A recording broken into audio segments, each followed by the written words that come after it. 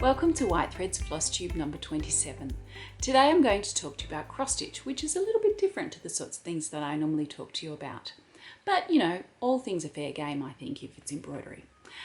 This came about because I was on a Facebook group the other day and someone posted saying that they would like to improve their cross stitching. And I think that's an admirable thing to want to do. And lots of people started commenting saying things like all of your crosses should cross the same way and they should have this cross first and this cross second, and it should always be like this, it should sit like this on the fabric. And there were all these rules and I thought to myself, why? Why do we need to have all those rules?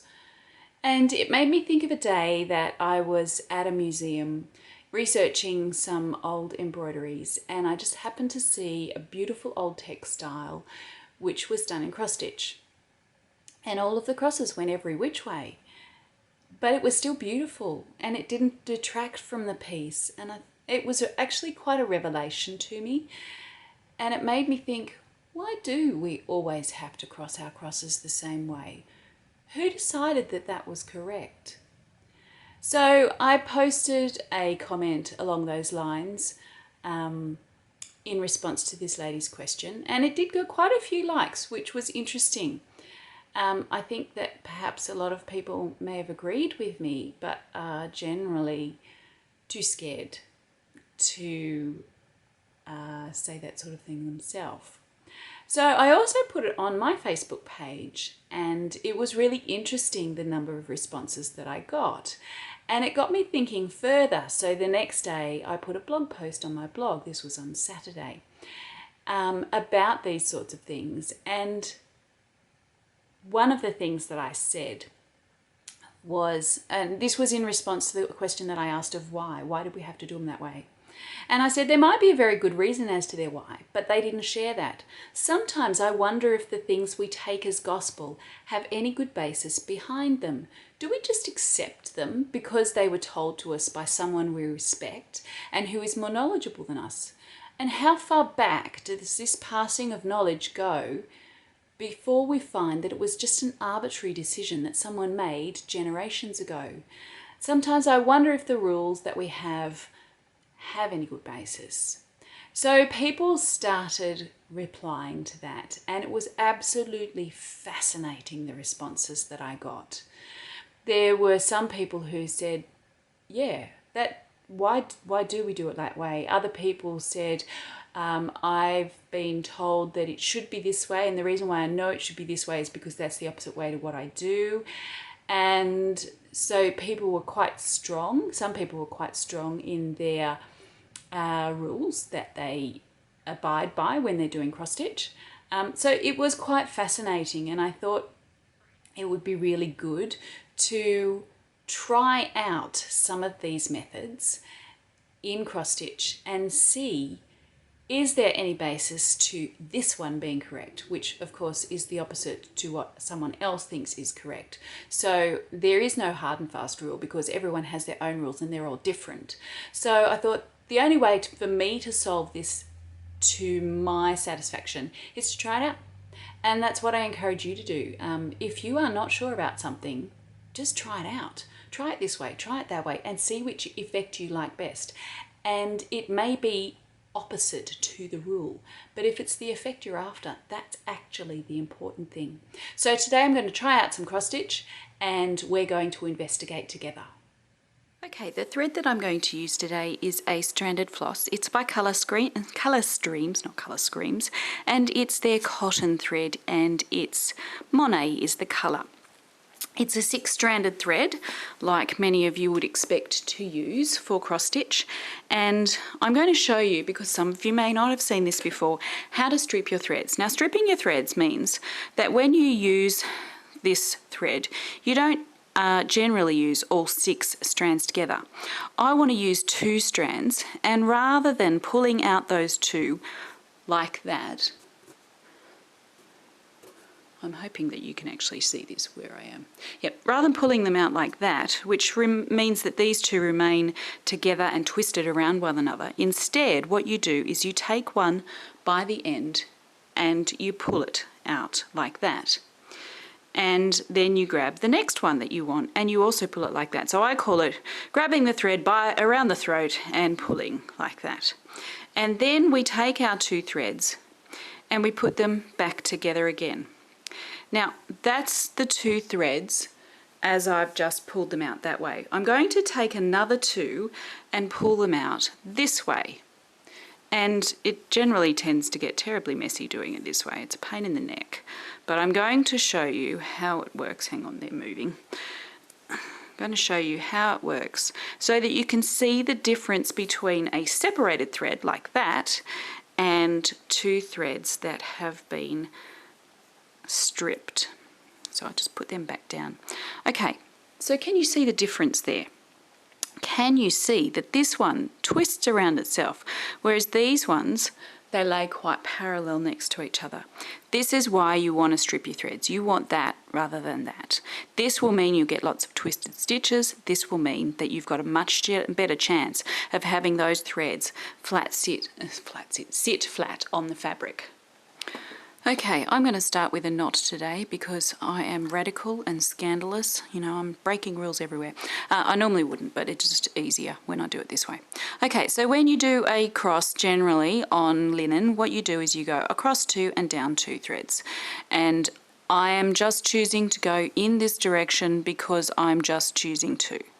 Now, so I've started top right, gone into bottom left. I'm coming out top left and going into bottom right. Now, I can from here choose to go this way if I want to and continue my next one. Which, yeah, that looks alright to me, I reckon. It's meaning I'm not getting caught up in any of the previous stitching. So yeah, that works quite well, I reckon.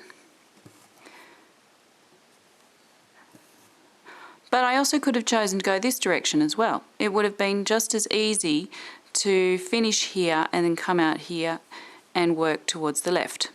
So really, it's up to you which you want to do. Now, we need to figure out how we start our next row. If I go in here, I also want to come out in that same hole. So that's going to be a problem. So I guess in this case, what I need to do is to go up. So I've started in the bottom row and I'm going up from there. And that works fine. Okay, so I'll do a little bit more. So these are single crosses, which is known as the English method of cross stitching. There is also the Danish method, which we will get to shortly.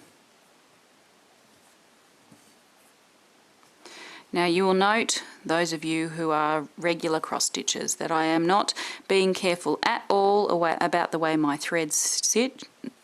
They are not sitting perfectly flat. We will get to that soon.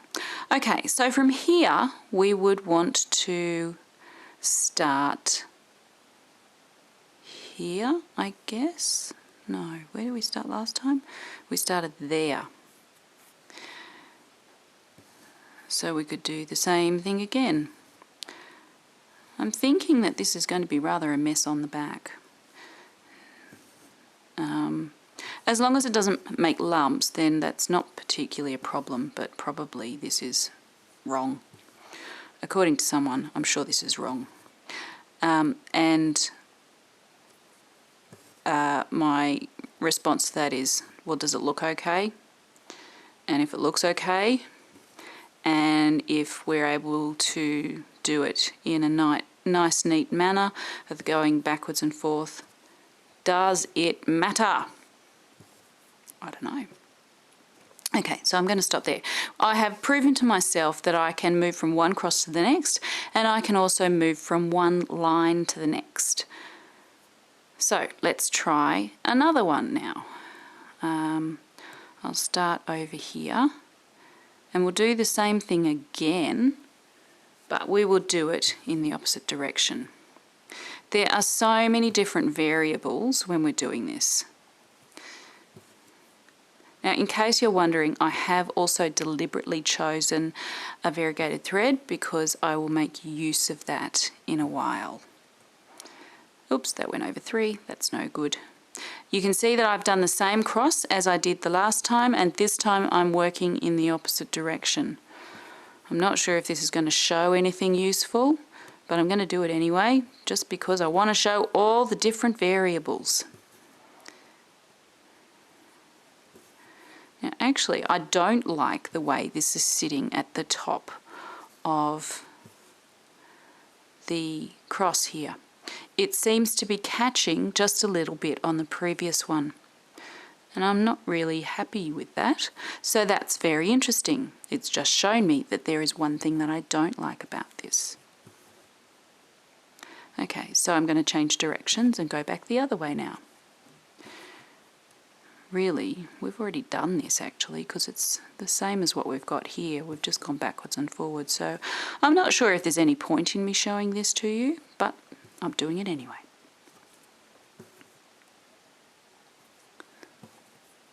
I'll probably undo it and start again. Now I am doing this in a hoop because it's so much easier to keep the fabric still and in the camera shot. I wouldn't necessarily do my cross stitching in a hoop. I might do it in a hand. It depends on how I feel and whether I've got a hoop handy and whether I just want to stitch without a hoop. I am not fanatical about that when doing cross stitching. If it provides me with a better result, then I'll use a hoop. If it doesn't, I don't really care.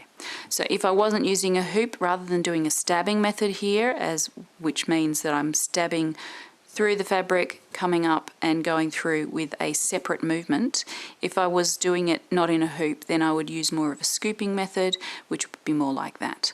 And it can be faster, but I do think it's a little bit less accurate. Sometimes that accuracy doesn't matter to me, and other times it does.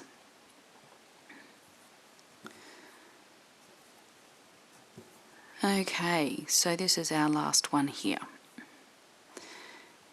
And I think that I've decided that this version of the stitch, where we start in the top right, go to bottom left, come out top left, go to bottom right, it works happily if you're going right to left. No, left to right. But I don't think it works as nicely at the top of the stitches here if you're going right to left. It just seems to catch on the previous stitch, and I'm not really happy with that. Okay, so this time I'm going to start down here, and instead of starting top left going bottom right, coming out top right going bottom left, top left going bottom right, I'm going to start top left and go to the bottom right and then come out top right, I don't know what I'm saying, and go in bottom left.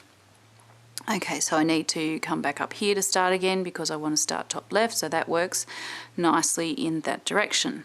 That's good.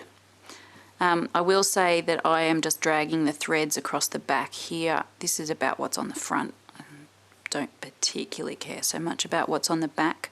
Though one of the rules that someone did tell to me was that when they were teaching cross stitch in schools in New South Wales back in the 50s and 60s, the inspector came to inspect the girls' work, and all of the stitches on the back needed to be parallel to each other. So this is not going to be like that. They must have been doing Danish method rather than English method, and we will get to Danish method soon. Now from here, if I'm going to come out in the same hole as I used before, it means I can't go down from here because I need to come out top left, and top left of this next row here would be this one, and that's the hole I've just gone into. So it means I can't move downwards with this one, I have to go upwards. So therefore I will go up to there, and back into there, and there,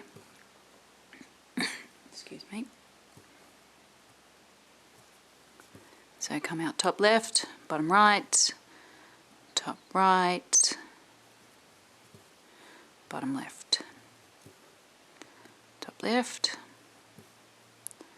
So again, this one's working up if we're moving our rows up each time, but it doesn't work to go down. Oops, wrong hole.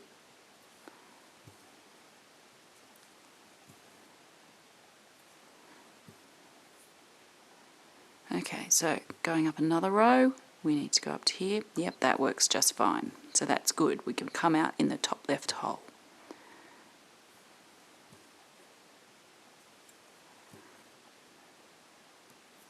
So you can see when I am using a variegated thread and single crosses that I do each one completely before moving on to the next one, the colour changes in a really nice even manner.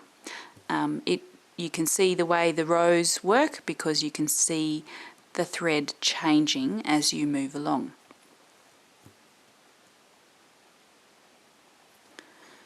Okay, so this is our last one here. And it takes it in like that. Great. Now, I'm not going to bother trying it in the opposite direction again. So I started and I went right. I'm not going to start and go left because I think that that is basically the same as that. So this time our crosses on top cross the opposite way to what they did last time. I'm sure there are some people who would say this is correct and this is not, and some would say this is correct and this is not. Therese de Dielmont, in her Encyclopedia of Needlework, I think her crosses go that way, and other books go that way.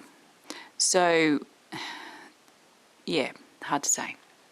So you can see these ones at the bottom here cross with the top thread crossing that way, and the ones at the top here cross with the top thread crossing that way.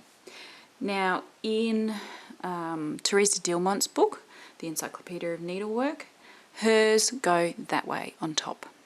And in Mary Thomas, so Therese de Dielmont being French, Mary Thomas being English, hers crossed that way. So someone did say to me that they had heard that English ones generally cross that way on top, and continental ones, so being the European continent, cross that way. I don't know if that's entirely true. It's possibly may have been true originally, but I'd say there's been a bit of cross-pollination these days. Okay, so this time I am going to start in the bottom left,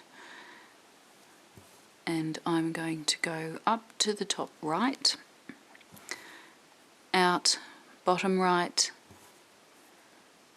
up to top left. So the next one will be here, and we'll sit like that. So this works just fine going towards the right.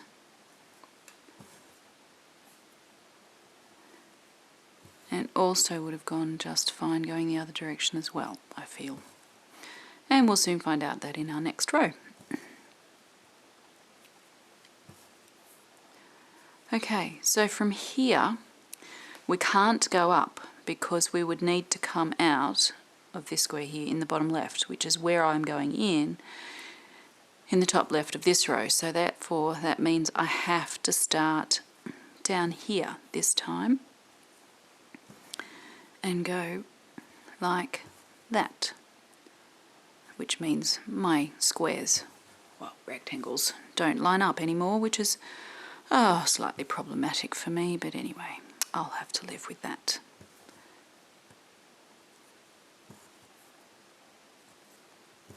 So I had one person tell me that this was the correct way to do it.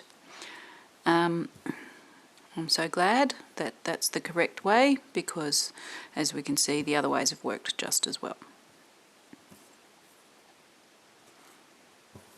I'm not meaning to ridicule that belief. What I am showing is that each of these methods so far has worked just fine and providing lovely looking cross stitch, and they're all working, so why are none of them right? Why are none of them in particular, well, why are not all of them right? That's what I'm trying to say.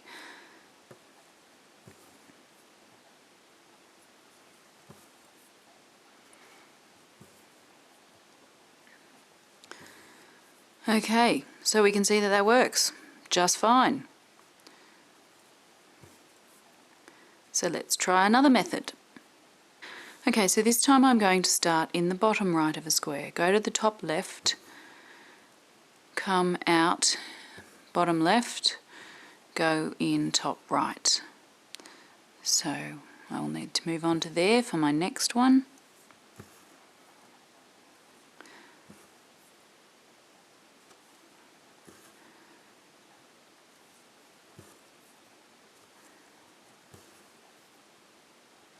No one has said to me, or maybe they have, I don't know. As far as I can remember, no one said to me that this is the correct method. Maybe they did. Let's see if it works. So far it seems to be going pretty well.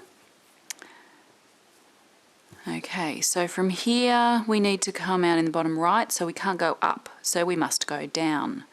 So I'll go to there. Yep, that works. This is creating crosses that have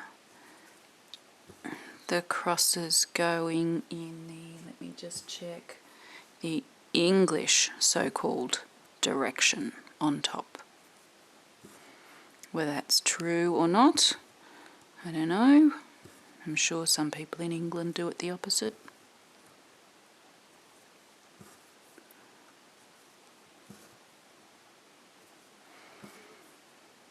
These are looking very higgledy-piggledy, which is rather upsetting. Oh well. Okay, so I move down to the next row, and as you can see, I can do those changes. The row changes just fine, as well as the stitching changes. So we can go both left and right, and this one we have to go down for the next row.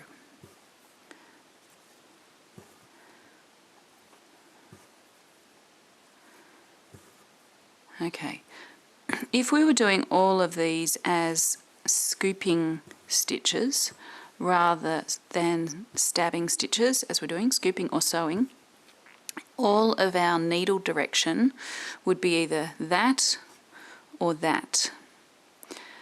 We can also do it so all of our needle direction is either that or that.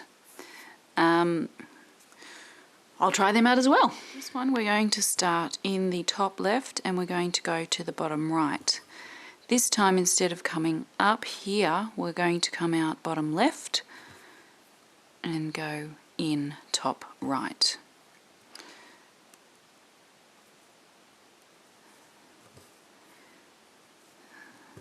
Right, so this is looking quite different. These are much more, they're skinnier that way, whereas these are skinnier that way. So it does create a different look.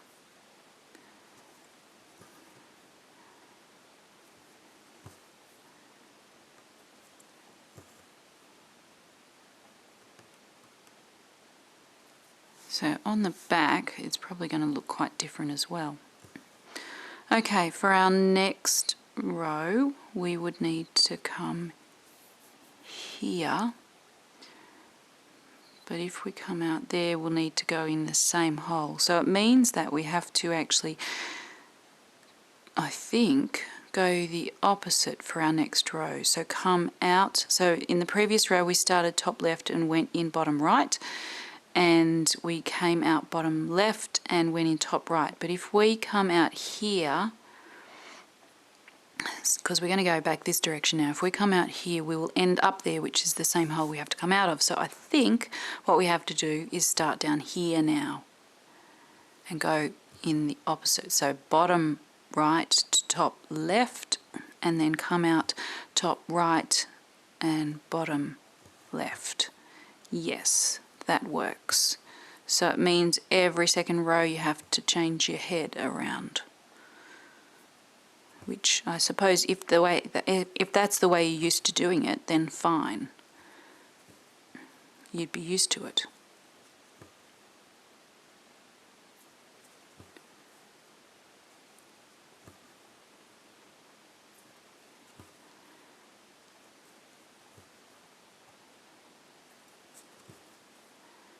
Okay, so, oh, that's interesting.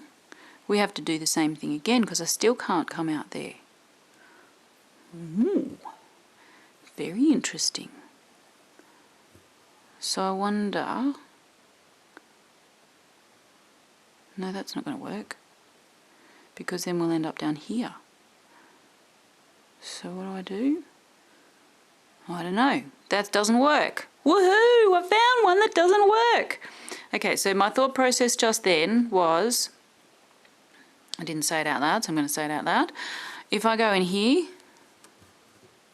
and come out here, I finish here, which is also the same hole as I need to come out of. So when we get to our third row, you can't do it. You have to change totally. Then I'd have to come up here, which means, yeah, we're just changing our method completely. So therefore that doesn't work. Woo! They don't all work. Okay, so this time I'm going to start bottom right and go to top left and come out, bottom left, go to top right, come out top left, go to bottom right. Well, that doesn't work because it's got to go back in the same hole that I wanted to go in previously. Okay, so we'll undo that and we'll do it again. So it didn't work if I started bottom left and went to top right, so I'm going to come out top right and go to bottom left and come out bottom right and go to top left. Sorry about the changing colour. The sun is going behind the cloud and coming out again and all the time, so I really don't have very much control over that. Okay, so this time it is working. So I'm coming out top right, going bottom left, going out bottom right, going in top left.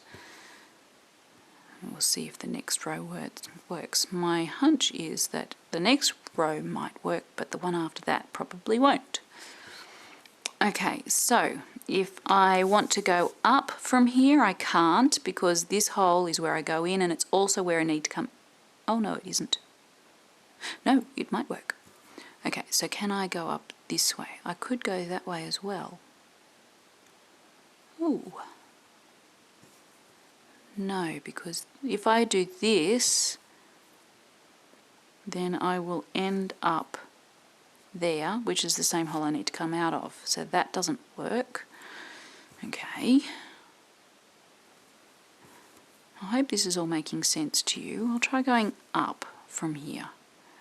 If I come out there and go there, there, there, no, it's going to be the same again. It's going to end up in going into the same hole that I need to come out of. So for the next row, I need to go down here and go to the far end. I could start here and go up there, but that would be the same. Yep, okay.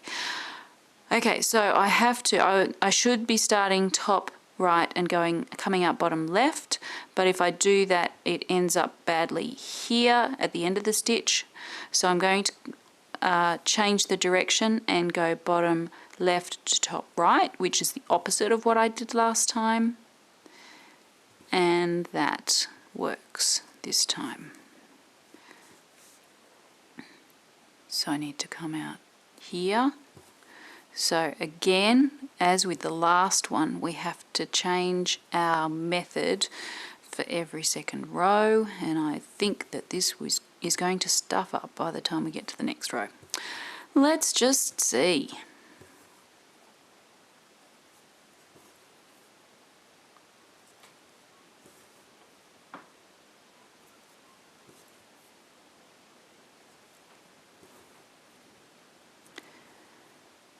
Okay, so this time I could start here and go up to here. So this is in the same way that I did it the first time, is it? No, it's not. That's the same way that I just did the last row.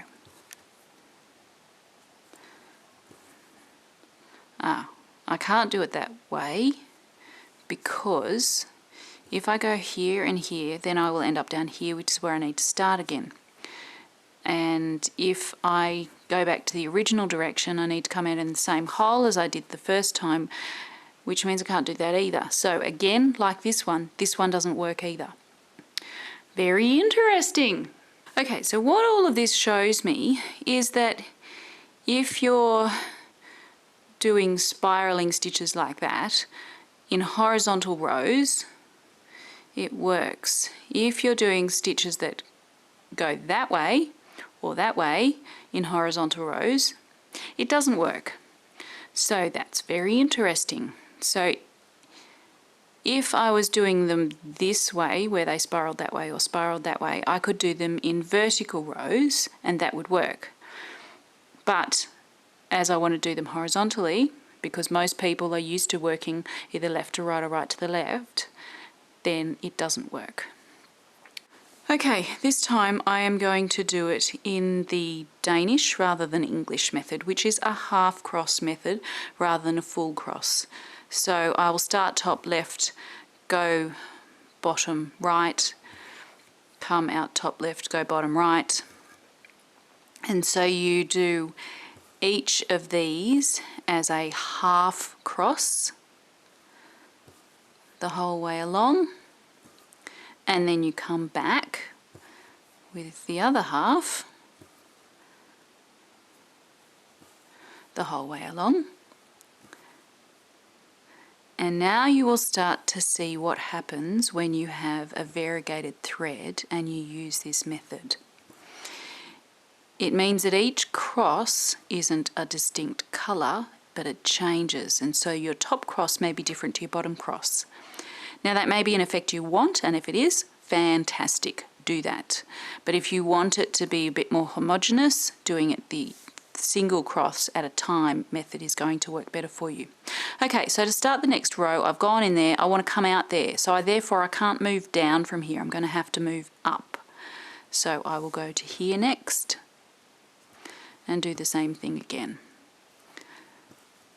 So if you're wanting to go down, this is not the stitching direction that you will want to use. If you're happy to go up, no problem at all. So often I get people that say if you're using a variegated thread, you must do each cross singly before you move on.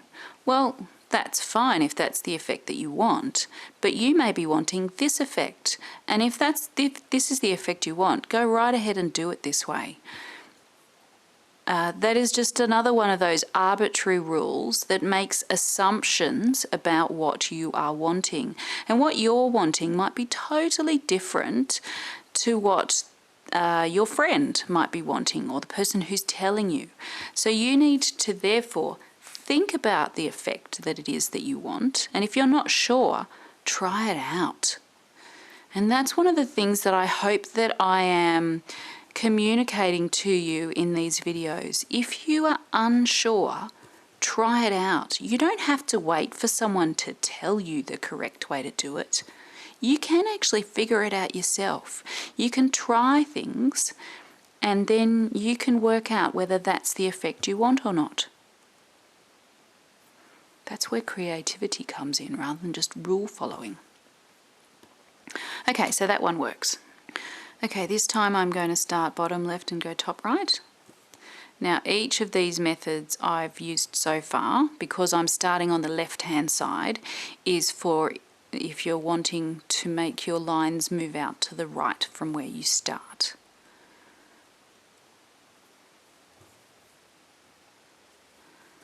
Okay, so I've done enough there. I'll come back.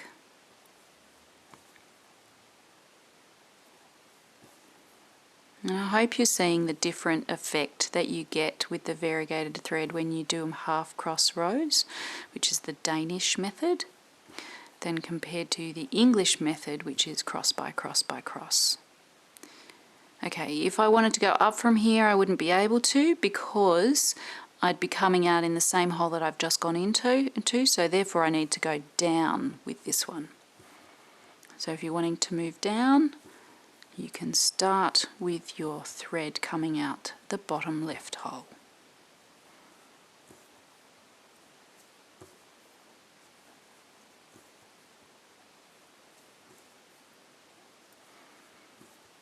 So just to remind you about the thread that I'm using here, this is a cotton, it's a stranded floss, it's by Colour Streams and the colour is Monet and it's very pretty.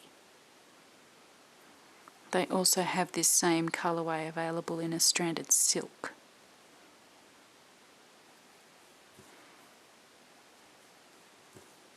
They have it in other different types of threads as well, silks of various different twists that are not stranded. So yeah, they've got a great range of threads and colours.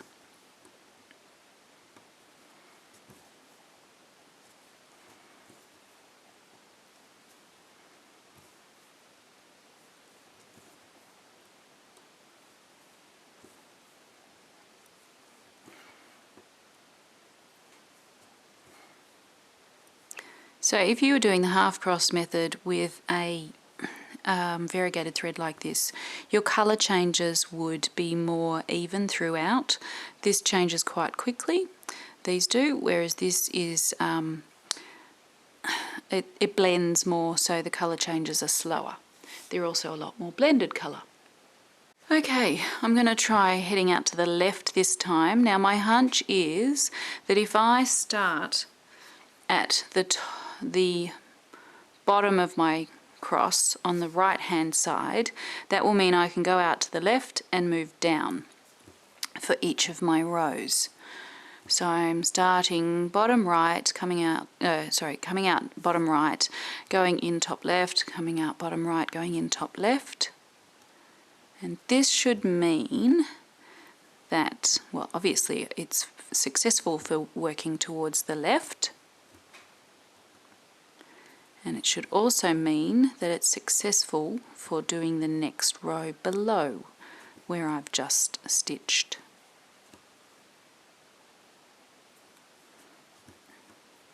Now, if you're watching this and you are a cross-stitch aficionado, you will notice that I am not taking any great care at all with how my threads are sitting, whether they're twisted or not. I will get to that yet. I'm just ignoring it for now while we sort out the crosses themselves.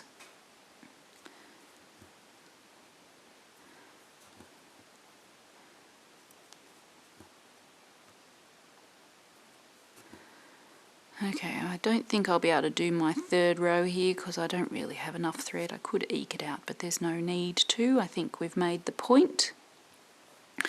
So I think from having worked out the 3 of the 4 basic methods for Danish cross stitch, that what we can say is that if you're wanting to work towards the left for your lines, start on the right hand side of your cross. If you're wanting to move down, you need to start at the bottom.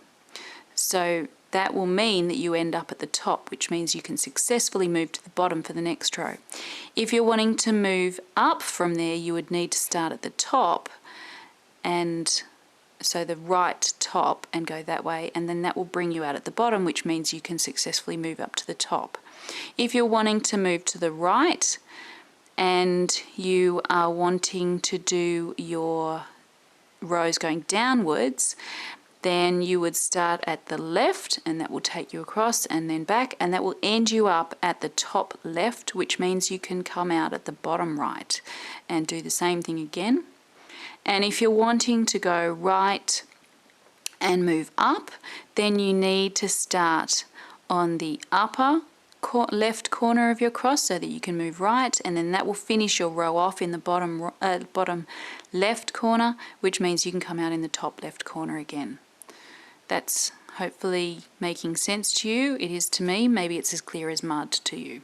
Okay, now we are going to work on being incredibly precise with our stitches and the way they sit.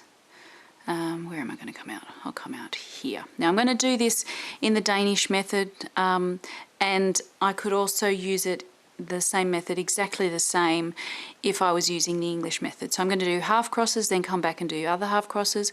I could do the whole cross and each one separately. So I'm starting bottom left, and I'm going to go in top left. Now, the way I've just been doing it up to now is to just go like that, and it sits wherever it sits. The way I'm going to do it this time is what's called railroading. So I'm going to lay my thread across where it's going to go and making sure that it's not twisted at all, and then go between the threads and pull it down like that. And what that does is it means that the two threads, it's much easier to get the two threads to sit next to each other, parallel to each other, without crossing over. If you are doing this a lot, then what I've noticed when you do it is that one thread becomes more twisted than the other, because what you're basically doing when you're doing this is you're making one thread twist more and the other thread twist less, if you can see the way that happened there. Now, some people, when they do this, they don't bother doing it for the bottom stitches, and they only do it for the top stitch, because they figure the bottom one's going to be covered over anyway. I think if I was going to go to the effort of doing this, then I'd probably do it for both. That's just me. It does slow people down a lot when they're first starting out doing it, but as you get used to it, you will get quicker. What it means is that the threads actually provide marginally better coverage, because if you have two threads and they're sitting side by side like that, they do look thicker than if you have two threads and they're sitting on top of one another like that. So it does provide better coverage, but it also means that there are no crossing threads, so the threads just sit better, they sit flatter. This is the sort of finicky detail that means that it's more likely that people win awards if they put their work in for judging. And what I said earlier about it doesn't really matter if your threads cross any which way if that's the effect you're after.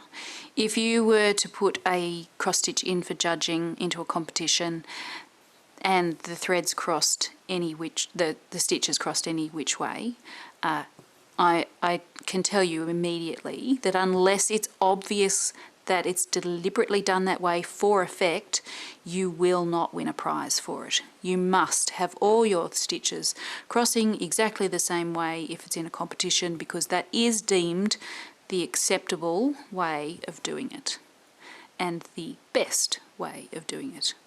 As I maintain, it doesn't necessarily mean it's the best, it just means it's the best in those circumstances.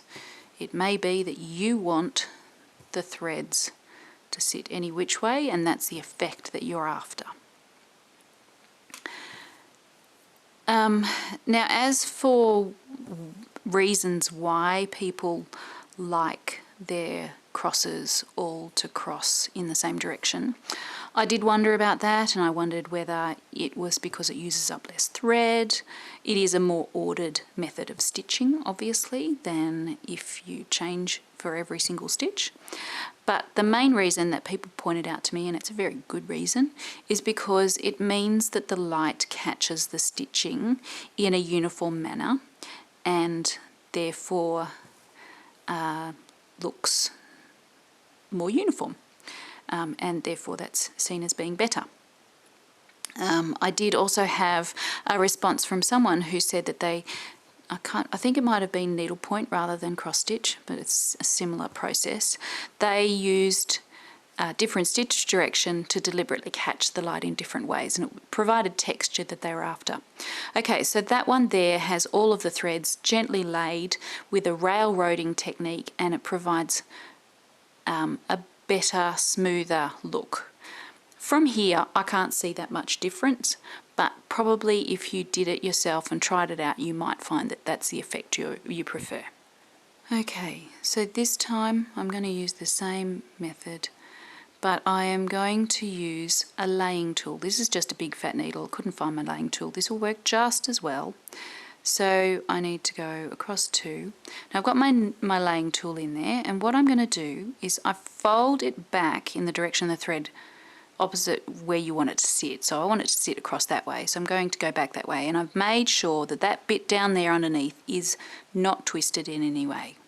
Then lift it up and bring it over so that that non-twisted bit ends up exactly where you want it. So you can flatten it down like that, then take your stitch, then lift that up and bring it over like that. If you start off with that thread being more twisted like this, it just makes it harder. So try and have your thread as untwisted as possible. Lay it flat, back from where you're going to go, lift it up and bring it over. You can bring it backwards and forth if you need to adjust it to get that smooth surface. Now I am stitching this left-handed, so the needle is in my left hand. If you were doing it right-handed, you just have the needle and the needle in your right hand and the laying tool in your left hand.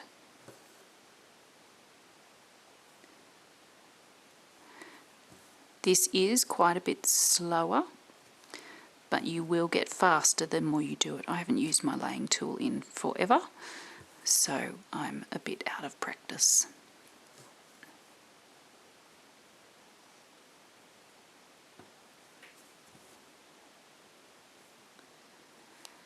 Okay, so that's how you would use a laying tool.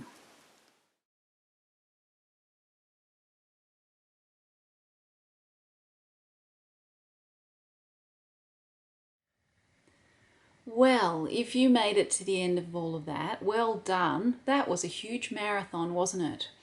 I hope you found that helpful and interesting. If there are any things that I did not cover that you are interested in finding out the answer to, please let me know in the comments below the video or on Facebook or wherever you normally contact me. If you think of friends that you know who are cross stitchers who might find this interesting, I would love it if you'd send it to them. Thank you so much for joining me again today, and I'll see you next time. Bye.